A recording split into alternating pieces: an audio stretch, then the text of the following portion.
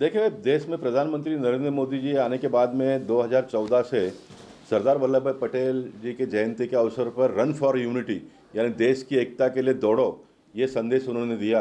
और गत कुछ वर्षों से ये कार्यक्रम हर साल होता है। इस साल जो मैंने एसआरए का जो मुहिम हाथ में लिया है, उसमें मुझे बहुत सफलता भी मिली। उद्धव जी ने सबसे पहले आदिवासियों को घर मिलना चाहिए, इसलिए उन्होंने बैठक ली। उसके बाद में उन्होंने बहुत बड़ा बैठक लिया, जिसमें केंद्र सरकार के ज़मीन पर बसे हुए झोपड़पट्टी का भी एसआरए के माध्यम से डेवलप हो, उसके लिए उन्होंने बैठक ली।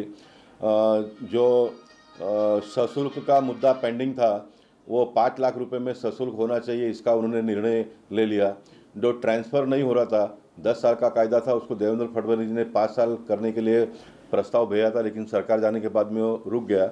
अब ये महाराष्ट्र सरकार ने एक कमेटी बनाई है, वो कमेटी ने 3 साल में होना चाहिए इस प्रकार का प्रस्ताव किया।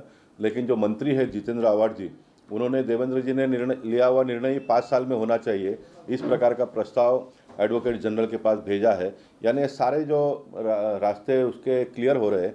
अब सिर्फ एक पहले माले का जो विषय है वो प्रलंबित है।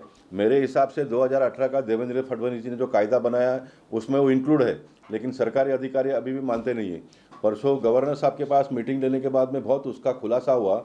गवर्नर साहब ने बहुत नाराज़गी, तीव्र नाराज़गी व्यक्त की। उसका कारण यह है कि बिल्डर ने घर बना कर रेडी रखा है, 4-4 साल हो गए, भाड़ा बंद हो गया है, लेकिन वो देते नहीं। तो गवर्नर साहब बहुत इसके ऊपर क्रोधित हुए और उन्होंने कहा कि ताबड़तोड़ इसका विजिट करके मुझे रिपोर्ट दो करके। तो ये भी धीरे धीरे गति आगे बढ़ रहा है।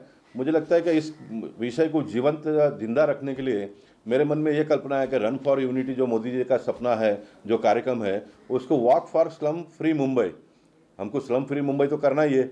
एक अभी मैंने ये सबको घर मिल गया, कायदा बन गया तो कुछ 1 साल में घर मिलने वाला नहीं है। इसको जिंदा रखने के लिए हर साल हम सरदार वल्लभ भाई पटेल जी के जयंती के अवसर पर walk for slum free Mumbai, ये कार्यक्रम को हम आगे चलाएंगे। मेरा एक कार्यक्रम का स्वरूप बहुत छोटा था, लेकिन उत्तर मुंबई भारतीय जनता पार्टी के कार्यकर्ताओं ने इसको उठा लिया है और कल का कार्यक्रम बहुत बड़ा होगा, ऐसा मुझे लग रहा है।